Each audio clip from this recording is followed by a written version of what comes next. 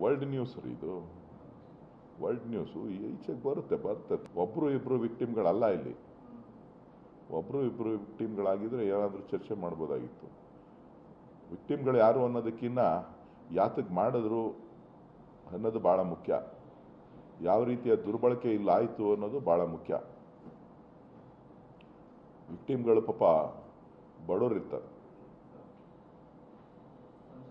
ಕೆಲವೊಂದು ಒತ್ತಡಗಳಲ್ಲಿರ್ತದೆ, ಅವ್ರ ಸಂಸಾರ ಇರ್ತದೆ, ಅವ್ರ ಕುಟುಂಬದ ಸುಮಾರು ಒಂದು ಕುಟುಂಬ ಅಂತ ಅಂದರೆ ಅಣ್ಣ, ತಮ್ಮ, ಚಿಕ್ಕಪ್ಪ, ದೊಡ್ಡಪ್ಪ, ಮಾವ, ಭಾವ, ಸುಮಾರು ಕುಟುಂಬ. ಅವ್ರ ಕುಟುಂಬದಲ್ಲಿ ತಲೆ ಎತ್ತಬೇಕಾಗ್ತದೆ.